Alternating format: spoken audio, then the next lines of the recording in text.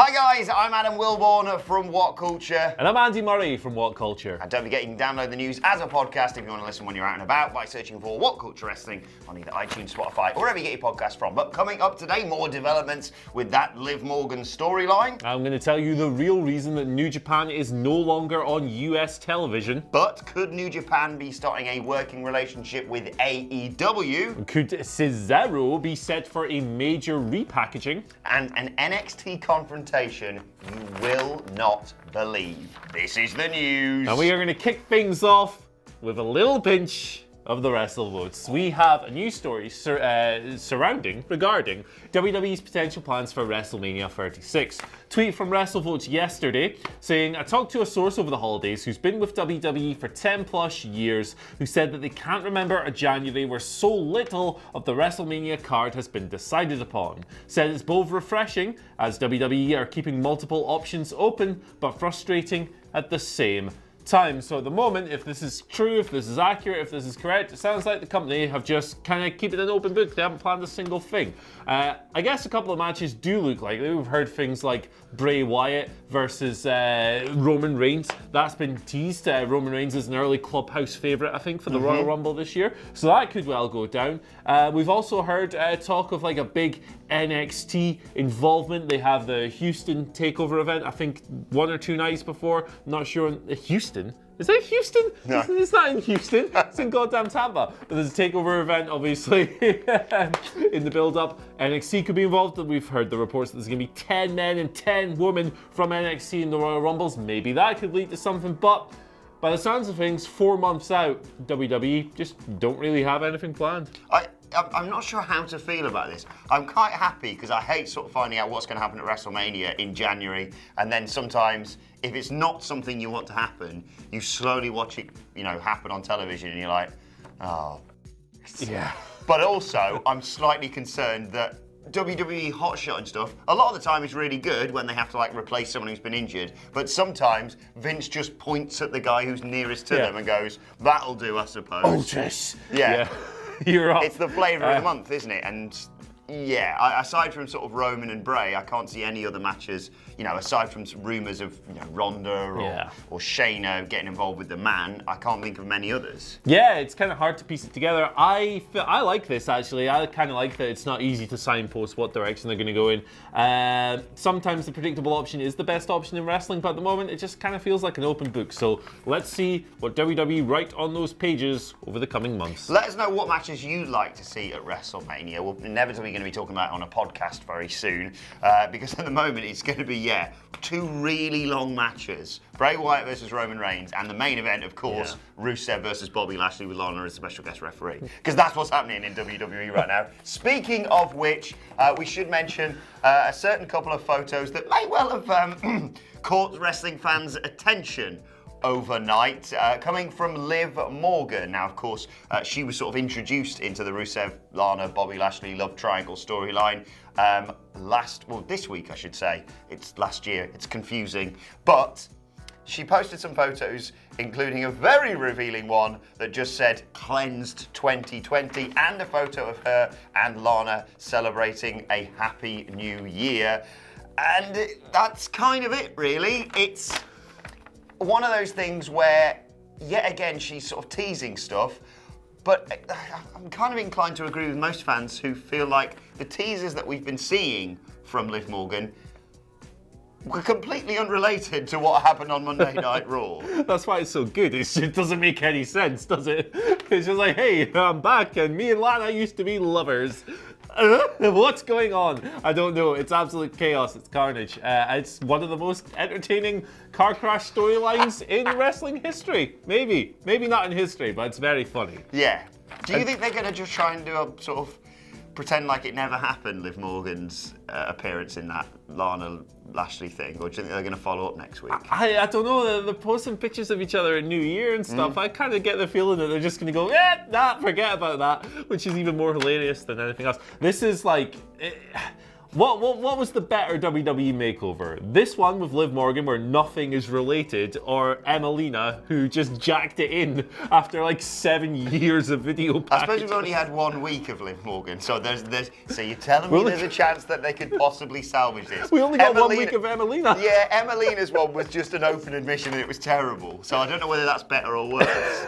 But regardless, if you want to entertain yourself today, go on that Liv Morgan photo. Not for that reason. You dirty boy. Perverts. But go on there to read the comments because, whoa, it's quite the experience. Oh, good. So if you sat there and thought, do you know what? I'm going to ask Liv Morgan if I can drink her bathwater. Maybe have a word with yourself. Maybe have a word with yourself. Maybe go outside and meet some actual woman. That might be a good idea for you. We're going to move things on swiftly. Please. And we're going to talk a little bit about New Japan, who recently lost their TV deal in the United States. They were on Access TV. They are no longer on there. This always seemed to be, the writing was on the wall pretty much when Anthem, who are Impact Wrestling's parent company, bought Access to put Impact on a couple of months ago. It was confirmed recently that New Japan were no longer on there. It's done, even though New Japan were expecting to be on there until 2021, which is when their deal expires. Now, I've got a new report here from Dave Meltzer on Wrestling Observer on Wrestling Observer Radio. I am all over the goddamn place. And he says that the reason New Japan is off is because of Impact. Apparently Anthem said, hey, you guys can keep your TV time slot, you can keep your little show, but you have to form a working relationship with Impact. Now, New Japan, to the surprise of absolutely no one who knows the history between those two companies, went absolutely nuts. To which Anthem said, okay, well, you're off the network. So this stems from I think around about 2010 when New Japan got really upset with Impact for the way they booked Okada. They turned him into Okato. It was just Samoa Joe's little pal. It was just not good. Really not good. Now, obviously, Impact has changed ownership since then. It's not TNA anymore. It's a different promotion, but the beef still exists. And of course, we had that wonderful write-up in the Observer a few months ago where Dave Meltzer ran over the beef still exists and quoted a New Japan official who said that the reason that they're not working together is because of effing Jeff Jarrett and TNA. So yeah, I forgot about that. I remembered the Okada stuff. The guy who could be a double champion by the end of the weekend. Probably not, but he could well be. Greatest wrestler of this decade. Yeah. Could they just call him Okato and put him in a stupid headset? But there could be some good news coming out of this. It is a shame because, current version of Impact actually could probably work pretty well with New Japan. But moving on from that, as a result of all this, but potentially, Meltzer has reported that there could be a working relationship between New Japan Pro Wrestling and AEW. Now, the speculation started with this, of course, with the Jericho-Tanahashi match. And people sort of immediately said, no, don't get too excited. Just because Jericho is having a match on a New Japan show, doesn't mean that there's going to be a working relationship there. But then they've developed it. Now the match, of course, has the stipulation that if Tanahashi wins, he gets a shot at the AEW World Championship. And now, as a result of this TV deal going away, there could be way more potential for a working relationship between two of the biggest rivals of WWE out there. And I think it makes complete sense. Yeah, Big Dave has said something like New Japan's attitude to AEW is completely flipped. They've gone from not acknowledging them at all to making AEW part of the Jericho-Tanahashi match. Yeah, I think it makes sense as well. A little talent share, little Okada popping up on a AEW pay-per-view. Guys from AEW jumping over there. New Japan have that working relationship with Ring of Honor at the moment, but it's not going anywhere. Ring of Honor is a declining company. Look at their attendances, look at their hype levels. New Japan isn't even sending wrestlers over to Ring of Honor anymore, so that thing appears to be dead in the water. AEW is America's second biggest promotion. They have national TV. They have a good roster that AEW could utilize. They obviously want to get guys like Kenny Omega, a proven draw, former IWGP Heavyweight Champion, back. Chris Jericho jumping the lines. I'd love to see Tanahashi coming over for an episode of Dynamite to headline and have a title match. I think that'd be awesome. Yeah, there's obviously been a bit of a checkered history with the Elite and New Japan and the subsequent development of AEW. But bury the hatchet, boys, because they're not going to be stealing viewers from each other. They're only going to be elevating each other, in my opinion. Yeah, exactly. Totally agree. Make it happen, Tony. Make it happen, sweet Tony K. Speaking of things that need to happen, Cesaro has been on Twitter and he's teasing something. Well, it looks like I don't know, he's just posted a logo. I'm not gonna lie, but you know, maybe this could be the start of something else for a guy who recently formed his little alliance with Shinsuke Nakamura and Sami Zayn. But he's just kind of pottering around, isn't he? He's just kind of farting around. He's not doing a whole lot. Well, yesterday he tweeted this image here that you can see on your screen. Says Cesaro, pro wrestling purist, with the caption, "Back to basic." Now, hopefully this is a reference to more than just those weird little black trousers that he wrestles in now. I mean, it's an interesting look. Do you think they're going to do something interesting with Cesaro in 2020? They should, but no, probably not. He inevitably has had some very, clever idea, unique redevelopment of his character.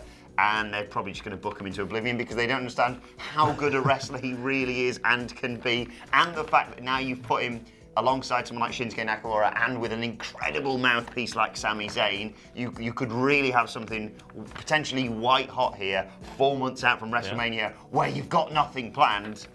But just let him have a good match. I've had my fingers burnt too many times hoping that they might do something with Cesaro. Yeah. Like, I don't even necessarily want to see him like in any title pictures or anything like that. I just want to see him have a good match every couple of weeks. Like, it's not asking a lot, is it? Like 8 to 15 minutes every other week, wrestling someone else who's pretty good. But like he showed even against Mansoor, who's all right himself, that he can like really elevate another guy who's not as seasoned and not as technical and all that stuff. Let the wrestlers wrestle is the meme we're going with here. Is it fair to say Cesaro is a sort of modern day X-Pac? Oh. Like they put people with him and go, right, if you can't wrestle with Cesaro, you're kind of screwed. That's a really good shout. X-Pac, by the way, doesn't suck, so... No, I didn't mean it like that. Yeah, we love X-Pac, No, it's just, people on the internet get a bit upset about Sean Waltman. Go back to bothering Liv Morgan. Right, let's finish up with an amazing confrontation that could be on the cards in NXT. You may have seen this going back and forth on Twitter overnight. Bayley and Johnny Gargano getting into it. What are they doing? Just pick two names out of a hat, but I think it could really work. Basically, they were talking about, Gargano was tweeting about his year-end awards. I think he's had one of the match of the year 3 out of the past 4 years. 4 years, yeah. So he was talking about that. Bayley responded, and subsequently Gargano tweeted, "But I didn't go out and sign with the company until 2016. I do have an idea to settle all of this, though. You know where we'll be on Wednesday night." I'm into this. This is weird, isn't it? I'm into it. It's so weird because WWE aren't going to promote an intergender wrestling program. I think they're just fanning around, really, aren't they? But, it'd be quite cool to see Bayley show up in Full Sail again and have an argument about match of the year. It's kind of like one shade away from wrestlers arguing on TV about who has the best star ratings, isn't it? It's weird. I'm kind of into it, though. And, anything that's cool and unique and an interaction that we might not see very often, I'm all for. Yeah. Bayley is so good doing her heel shtick on Twitter, and then WWE just gets her to go out and be a little bit mean on Fridays. It's not as good. Yeah, just let her do it. Yeah, Bayley. Cut her loose. Right, let's move on to I don't mean release her. I realised when I said that. Fire Bayley. Don't mean that. Calling for Bayley's job. Let's move on to your Twitter questions at WhatCulture WWE. Of course, if you want to get in touch with us, Chico Stick starts us off. Saying, if you were to replace Liv Morgan in the Lana Rusev angle with another WWE superstar, who would it be? Oh, no one. I think it's perfect because it's nonsense and it makes no sense. Otis. Oh, okay. Because, I don't know, I just think it would be funny. Like, Otis is already pursuing Mandy Rose in one of the weirdest, most uncomfortable things I've ever seen. Where are you going with this? Well, no, I was just going to say, if you want to pick the polar opposite to Bobby Lashley, it may well be Otis. Yeah. My immediate thought was Aiden English. I'd love a final payoff to One Night in Milwaukee. Yes. Please. What a callback, long-term story. Yeah, like, just someone coming out and I don't know. It's just Otis. It's a black hole of entertainment, that storyline. It's really just is. sucking people in. It gets you, man. It gets you, and you cannot escape. I'm in for life. Yeah, right. Let's move on and actually continue talking about the Lana Lashley stuff, because Angela Dawn has got in touch to say, do you think Attitude Era stories should remain in the past due to the backlash from the Lana Lashley wedding twist with Liv Morgan and the way it's been handled by WWE? I've got a really boring answer for this, and my answer is no, for this specific storyline purely because of the clicks it's doing on YouTube and stuff. Now, obviously, clicks don't equal ratings, but at the same time, this is a metric that WWE measure things by, and it's one that they take into account, and it's one that they make a lot of decisions on. It's been a huge YouTube success. It's doing great numbers across social media. People are tuning in, whether it's because they earnestly enjoy it or they think it's silly nonsense and they just want to kind of laugh at it. Either way, click's a click when you're online, and it's doing good numbers in that regard. From a business perspective, it should continue. From a creative perspective, that's a bit of a more interesting debate. I like Car Crash TV, so I'm all in. And in terms of casual fans and the classic, what about the Attitude Era people? Yeah. If someone turned around to you and said, there's a wedding. I mentioned this yesterday. Well, I said to someone over Christmas, oh, they're doing a big wedding on Monday Night Raw, and they haven't watched WWE in years, and they were like, oh, I might watch that. Yeah, because we all remember the classic WWE weddings of the past. Yes. And no doubt when NXT invaded on their little car, people went, oh, like the guys.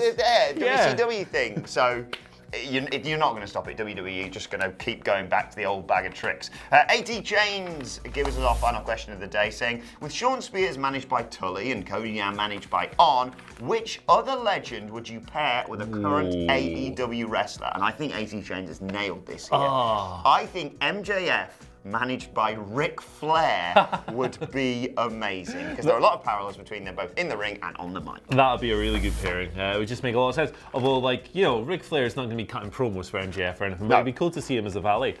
Oh man, it's kind of a tough question, because every legend in the game pretty much has been on TV so often that it's kind of, the exceptions are guys like Tully, who's been out of the business for ages, and guys like Arn, who was in a backstage role. Who else is on AEW's payroll? How about Billy Gunn managing his son? Ooh. I mean, Billy Gunn, he was a lot of fun in that Battle Royal he appeared in a few months ago. His son's signed by AEW, he's on Dark, or he's going to be on Dark next week, whatever the situation is. I think that'd be pretty cool. Good way to get him through the door. Any way we can get more Virgil on telly is fine by me. Soul Train Jones. I do apologise. I do apologise. Right, let's move on to today's ad finding, which you teased yesterday and I have no idea about. I did, yeah. So we spoke a little bit about Marty Jannetty. Marty Jannetty's social media activity. Everyone remembers the daughter's sex test thing from the other year ago. I regret to inform you that Party Marty has been at it again. No. I'm not exactly sure when this thing arose, but it circulated in a DM exchange between myself, Michael Sidgwick, and Michael Hamflett a few days ago. Totally forgot about it, but here it is. Marty Jannetty posted the following onto Facebook. I don't know what voice to do this in, but he says, can someone explain this to me? I had accidental late-night desperate sex with a neighbour girl. For God's sake. We both parted smiling. Now, almost a year later, she's filed for child support on 2 kids? I only made sex to her once. Made sex? What up with that? Marty Jannetty. Look at it. Explain. Also, desperate sex. Accidental, late night, desperate sex. That's 3 adjectives. Also, nice homage to the hurricane there at the end. Only made sex with her once. What's up with that? Please go over and explain to Marty Jannetty how the sex works. Yeah. Let us know your thoughts on that and all today's news stories in the comment section below. Don't forget to like, share, and subscribe. And subscribe to What Culture Wrestling on either iTunes, Spotify, or wherever you get your podcasts from for daily wrestling podcasts. Myself and the Danny Boys previewing SmackDown a little bit later on today. You'll also let us know your thoughts and Twitter questions on Twitter at WhatCultureWWE. Watch there, follow both of us. You can follow him at Andy H. Murray. The H stands for Happy Marty Jannetty Day, I guess. You can follow me at Adam Wilborn. Follow us all at WhatCultureWWE. My thanks to Andy Murray, to Marty Jannetty, to the bloke who said he wants to drink Liv Morgan's bathwater, and to you for watching. We will see you soon.